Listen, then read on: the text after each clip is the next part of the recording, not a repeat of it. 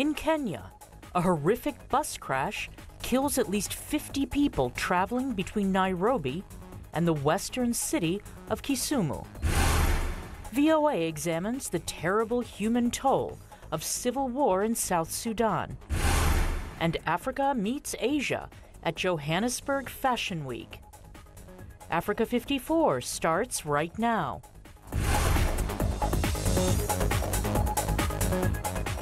Good evening, I'm Esther Gidui. You are in for Vincent Makori. This is Africa 54. Tonight we begin with tragic news from Kenya, where 50 people died in an early morning bus crash between Nairobi and Kenya's western city of Kisumu on Wednesday. The crash occurred at about 4:30 a.m. local time.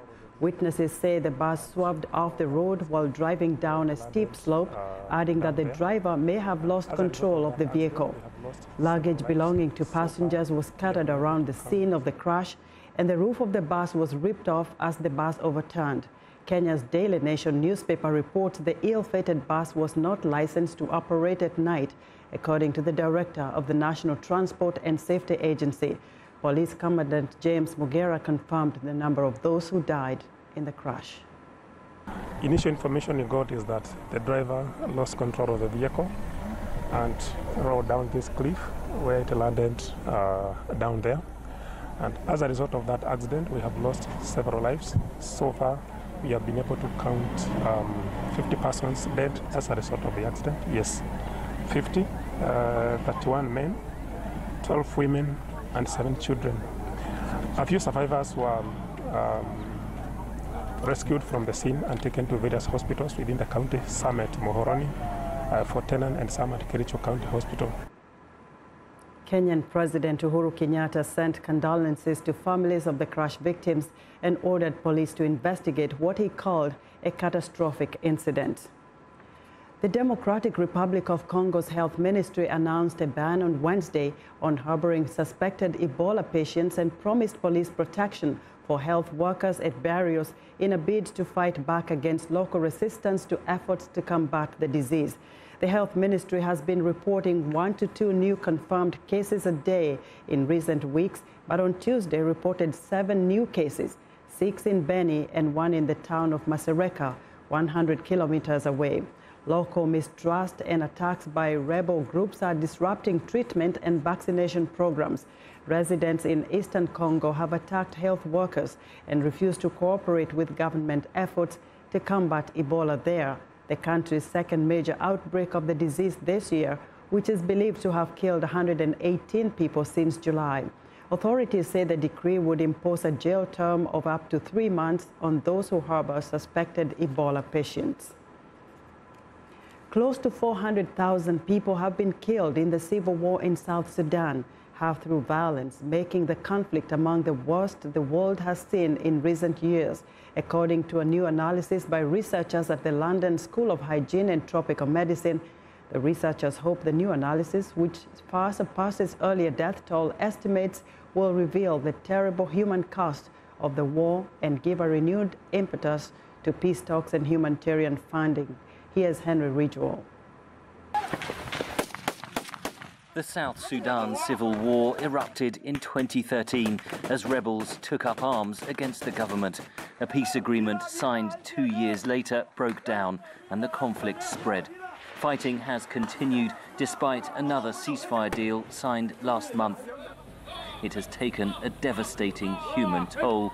Researchers say the war has led to nearly 400,000 deaths, with around half of those attributable directly to violence, mostly adult males. We were surprised at the extent of violence, so at the proportion of deaths that were actually due to people getting killed. I think this places South Sudan more broadly on par with the likes of Syria and Iraq, as opposed to other sub-Saharan African conflicts that we've seen in the past.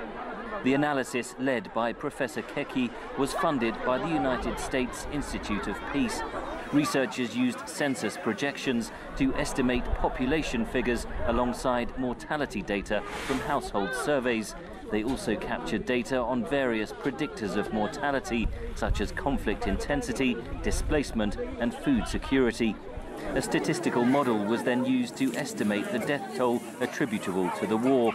covering not only violent deaths, but also those caused by a lack of healthcare, food shortages or disease, the indirect consequences of the conflict. They have actually been shown in many different armed conflicts to be sometimes the majority of deaths attributable to the crisis. The researchers say their findings underscore the urgency of resolving the conflict. They also hope the analysis can inform the humanitarian response in South Sudan, one of the largest worldwide. Its total funding requirement in 2018 is $1.7 billion, still only half funded, according to the United Nations. I'm hoping that by putting fairly concrete, objective, hopefully scientifically credible numbers around some crude metric of the level of suffering and impact that these crises have on people, we're actually going to be able to influence that broad global commitment to humanitarian financing. Keki now hopes to apply the statistical technique to other African conflicts, starting with Nigeria and the war against Boko Haram Islamist militants. Henry Ridgewell for VOA News, London. Staying in South Sudan, where citizens of Africa's youngest nation are still waiting to experience a lasting peace that will see an end to 5-year civil war despite a recently signed and revitalized peace deal between warring parties. The war broke out in 2013 when troops loyal to the then Vice President Riek Machar clashed with forces loyal to President Salva Kiir. The conflict has since uprooted 25% of the country's 12 million people and devastated the economy. On Sunday, about 200 armed prisoners staged a protest in an 8-hour standoff demanding legal access. Most of them are political detainees who have been incarcerated for years as prisoners at the National Security Headquarters prison, known locally as the Blue House. The detainees want President Salva Kiir to honor a promise he made in September to release all political prisoners. Now, for more on the politics in South Sudan, I'm joined by Stephen Parr, the SPLM-IO's chairman for Foreign Relations Committee. Stephen, welcome to Africa 54. Thank you very much, Hester. Start us off by telling us what stands in the way of implementing a lasting peace for South Sudan. It is simply lack of political will on the part of President Salva Kiir. We have signed a number of agreements with him. The ARCIS we are revitalizing is an agreement he violated totally in July 2016. He attempted assassination on our chairman, Dr. Riek Machar. Then people went back to war. We have signed a number of agreements since December last year.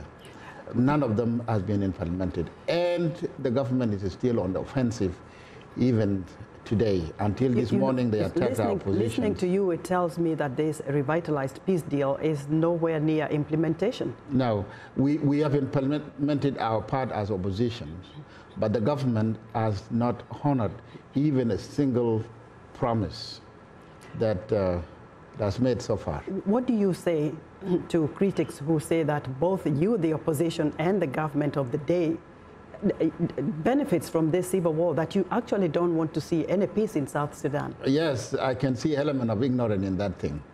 All the people of South Sudan today need peace. And nobody is actually benefiting from the war except those who are now controlling the oil money in Juba.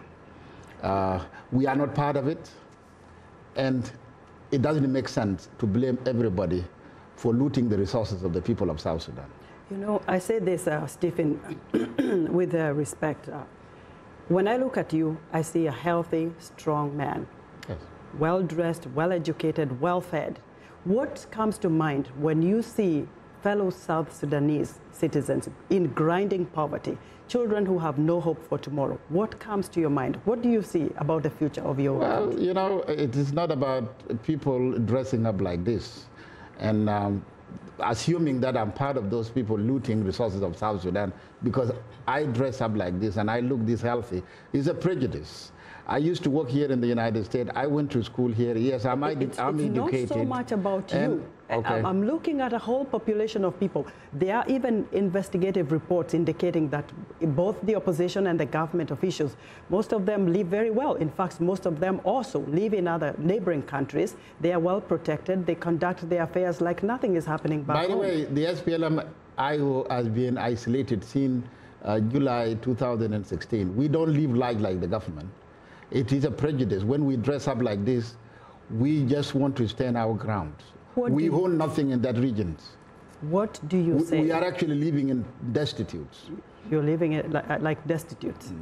Well, what do you say to some of your own citizens who say, we would rather have stayed in Sudan rather than secede and come to a country which we would have embraced as our own, only to have chaos upon chaos? It is changed on the leadership. But let me tell you one thing. There is only one person who has become obstacles to development, to peace in the country. And that is that dictator we call Salva Kiir. There's nothing wrong with the people of South Sudan. We don't regret becoming independent because we all fought for that. There is nothing wrong with the people of South Sudan. There is nothing wrong with the country. Our independence is a right of our people. They earned through ballot, through referendum. Our problem is a leadership crisis in the person of Salva Kiir Mayardit. So, okay, as opposition, because everything you say, you blame the government. What are you doing as opposition? How do you even come together to say, you know what, we've had enough, this is what we need to do? We have done it so many times. You know, in 2015, we went in to implement the agreement we signed. As we speak, we have also implemented our parts of the agreement. It is a government which is still on the offensive. It is a government that has kept POWs. It is the government which is continuing to detain political opposition everywhere in the country. Our comrades, our friends who have been abducted in Kenya are still under detention in that Blue House you talked about. So who is the obstacle to peace now? The Blue House is it's not the opposition. The Blue House is in Juba. In Juba, and Ghost Houses. In Nairobi. And Ghost Houses. But you know, what do you tell the people you're talking about? You say you live like destitutes, surely. You live like destitutes. Do you know where I live now? I'm just polluting. Just tell me about the people you will not find any homes I have in the world today. Tell me about the people that I see who have no food on the table. Children have no clothes to wear. They have no. It is unfortunate. What is the future? And that is why we want peace in our country. Dr. Riek Machar has been writing to the whole world to come back to peace and revitalize the agreement. We have done it. We are doing our part. The government is not doing its part. And actually, that's the problem. Our people today are displaced even in their hometowns. They are being protected by the international community from their own government. In Juba, in Wau, in Bentiu. Who is displacing our people? The government of the day, not us. We are also displaced just like our people around the country. To the neighboring countries and IGAD who share this burden, and you know, they probably feel they're tired of babysitting South Sudan. The IGAD should also be challenged. There are guarantors of these agreements, Sudan and Uganda, who are not actually doing their part to tell Kiir to respect the agreements. And actually, that is a critical issue now. Stephen, I would love to have you come back on the show to tell us we have implemented the peace deal. The country is moving forward. The evidence are there. When we release POWs and stranded families, they were verified by International Red Cross Committee. We have done our part, and we are now fighting only in self-defense. We are being attacked. We are being detained. And we are the oppressors of South Sudan as we speak now, as opposition. We hope we can get the oppressor is the government. We hope to get a government official to state their side of the story. But all the East Africans want to see, and all the South Sudanese want to see, is peace implemented and the country living together. Stability. We are for peace, and our people know this. We are victims of this war. Thank you. Thank you. Stephen, thank you. Stephen Parr is SPLM-IO's chairman for Foreign Relations Committee. Now, former Nigerian Minister Obiageli Ezekwesili is aiming to become Nigeria's first woman president. She is looking to garner support from young voters that may have been discouraged from going to the polls by the long political domination of two main parties. Ezekwesili is 55, is a former vice president for Africa at the World Bank and one of the founders of the civil society organization Transparency International. She announced on Sunday that she will be running as president for the Allied Congress Party of Nigeria during the upcoming presidential election slated for February 2019. She and other candidates will line up against President Muhammadu Buhari, who is seeking a second term, and former Vice President Atiku Abubakar, who was chosen to be the candidate for the main opposition, People's Democratic Party. I am now fed up, like most Nigerians are, with the status quo. And so we want to disrupt our political landscape and birth a new way of governance. And the only way we can birth a new way of governance is to fix our politics. So I am the candidate running for elections to be elected President of the Federal Republic of Nigeria in the 2019 presidential elections, so that I can work with fellow citizens of my country to fix our country. Ezekwesili served in Nigeria's government between 2000 and 2007. She also co-founded the Bring Back Our Girls campaign to raise awareness about some 270 girls kidnapped from their school in the northeast Nigerian town of Chibok in 2014 by the terrorist group Boko Haram. We want to know what you think about Africa 54 and the stories we cover. Join the conversation on Facebook. The address is Africa 54. We're also streaming our show live on Facebook, so check us out and share our show with your friends. Still ahead on Africa 54, fashion designers are showcased on the catwalk in Johannesburg. But first, a look at Wednesday's headlines.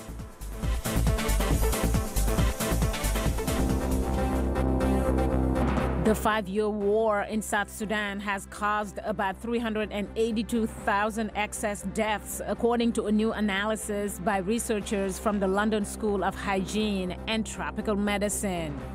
Mozambique holds local elections Wednesday that could expose cracks in the peace process after the ruling Frelimo party was accused of violence and intimidation during the campaign.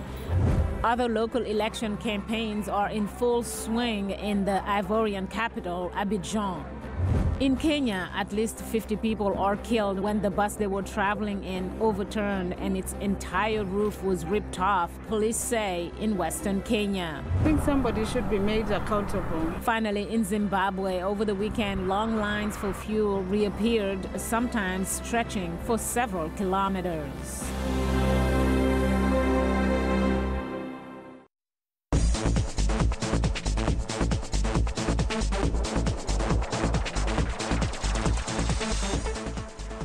Tuesday's dramatic and unexpected resignation by U.S. Ambassador to the United Nations stunned the UN community. Nikki Haley, the former South Carolina governor, is now set to step down at the end of the year. It's the latest high-profile departure for the Trump administration, but it's not clear what effect, if any, Haley's departure will have on U.S. foreign policy, as VOA's Bill Gallo reports. Nikki Haley's departure means the loss of a conventional Republican foreign policy voice in a White House that at times has seemed anything but conventional. It has been an honor of a lifetime. We will miss you. We'll be speaking all the time, but we will miss you nevertheless, and you have done a fantastic job. As UN ambassador, Haley was a vocal defender of some of Donald Trump's most controversial policies, including his decision to move the U.S. Embassy from Tel Aviv to Jerusalem, cut aid to Palestinian leaders and refugees, and withdraw from the UN Human Rights Council. But Haley at times diverged from the president. She is an outspoken critic of Russia, and that created friction with the president. And she is a supporter of free trade. But on Tuesday, there appeared to be no ill will between the two. I will say this, for all of you that are going to ask about 2020, no, I'm not running for 2020. I can promise you what I'll be doing is campaigning for this one. Even without Haley, analysts say there are still several like-minded foreign policy voices in the Trump administration, including Secretary of State Mike Pompeo and National Security Advisor John Bolton. I think that Ambassador Bolton, as National Security Advisor, and Secretary Pompeo, as Secretary of State, see the foreign policy of the United States and our approach to the United Nations very similarly than to the way that Ambassador Haley does. And so I expect there to be a great deal of continuity. In a White House that's been marked by frequent high-level staff departures, Haley outlasted nearly every single foreign policy official. It's not clear, though, what effect all the turbulence will have. We've had 3 national security advisors already, for example. That kind of turnover makes it hard to have a coherent policy. I think this president makes it doubly hard to have a coherent policy because he just seems to change his mind a lot and to swing pretty radically from one side of the fence to the other. At the age of 46, most observers agree Haley is probably not leaving the national political scene for good. Bill Gallo, VOA News, Washington. In less than a month, American voters will go to the polls in midterm elections to fill all 435 seats in the U.S. House of Representatives and 1/3 of the 100-member Senate. The stakes this year are especially high since polls show the opposition Democrats could win a majority in the House, an outcome that would make it more difficult for President Donald Trump and his Republican Party to pass their conservative legislative agenda. The battle to win the House will depend on who wins the many swing districts across the country. VOA's Caroline Presutti reports. Women, white and educated. Experts say they hold the key to this year's midterms. Can I have a small beet salad to go, please? Lynn Fideli is a New Jersey high school teacher who holds a master's degree. She voted for a third-party candidate in the presidential election, but will vote Democrat in the midterms. I do believe government can do a lot to help with housing inequality and education and environmental protection, and should be doing so much more. For her part, Chris Elliott says she will stay Republican for the midterms because of the immigration issue, even though she now regrets voting for Trump in 2016. I'm an immigrant, and I had to come over here legally, and I had to pay to get all my documents. So that illegal alien, I'm not for that.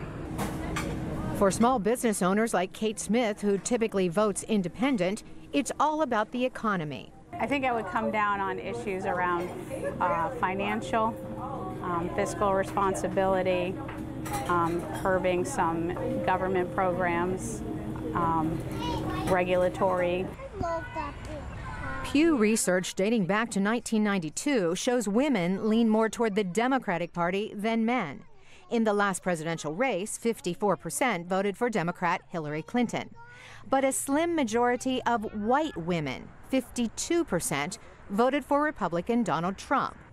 Analysts say the Democratic Party's strategy is to woo back those female voters with candidates who have no political experience. You're seeing people with unique skill sets, business people, doctors and scientists, that might attract a constituency that is different than a kind of stereotypical liberal woman candidate. And so like Democrat Mikey Sherrill, the former Navy pilot is running in a district that hasn't elected a Democrat in 36 years. To help, she brought in a crowd pleaser. Former Vice President Joe Biden. She understands what duty means. She gets it. From what we've seen, just, as far as who comes to our rallies and throws fundraisers, the women's vote certainly is a key vote here. Hey, Ann, Jay Weber, it's about 2:30. Republican Jay Weber is her rival. Weber campaigns on his experience as a state assemblyman. When it comes to fighting for New Jersey, no one does a better His job. political ad seems to be aimed at women by featuring his wife and 7 children. He has also mobilized a group called Women for Weber. It seems to me that women want, in many ways, what men want, which is a thriving economy. The nation's gross domestic product has grown an average of nearly 3% in each quarter since President Trump took office. But the question is whether the strong economy will be enough to keep this district in Republican hands. Major polls show Weber and Sherrill in a tight race. Caroline Presutti, VOA News in New Jersey's 11th District.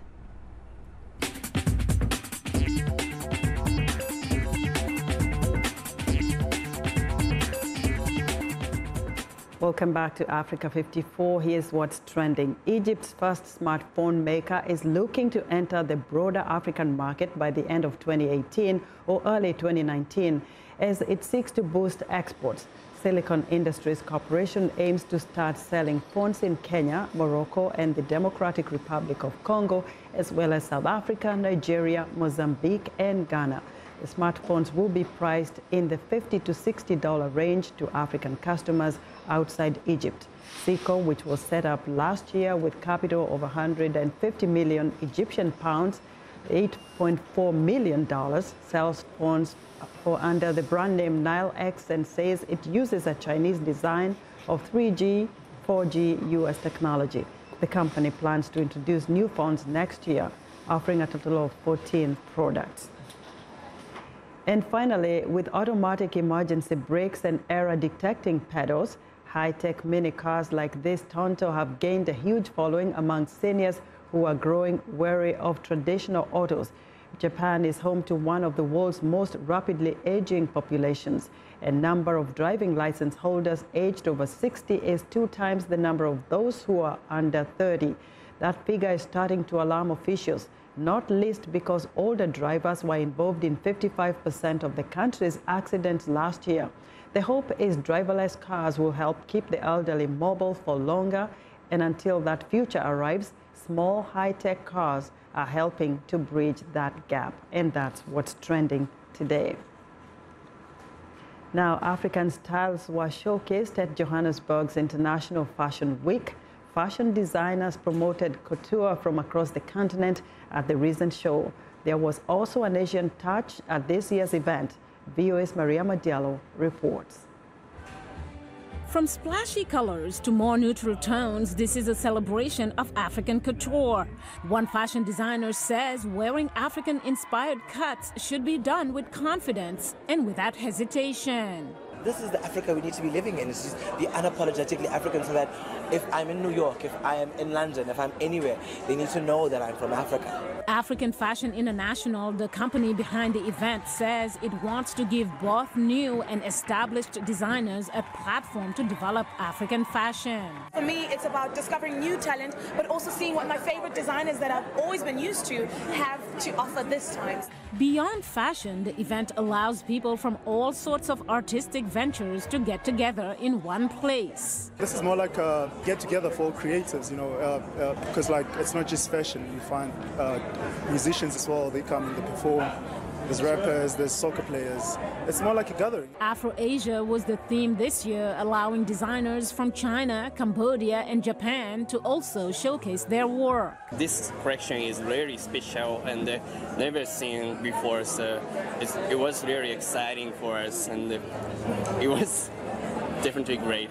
The Japanese designers were inspired by their travels around the world, combining different cultures with a vintage touch. Mariama Diallo, VOA News. And that's our show for today. Good night from Washington.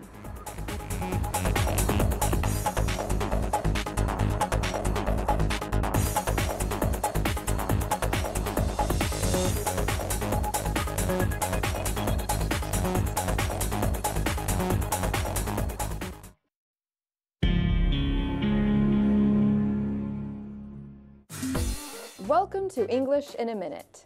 You know the difference between a left foot and a right foot. But what does it mean if you say someone has 2 left feet? Maybe our 2 friends, Anna and Jonathan, can help us? Jonathan, what happened to your head?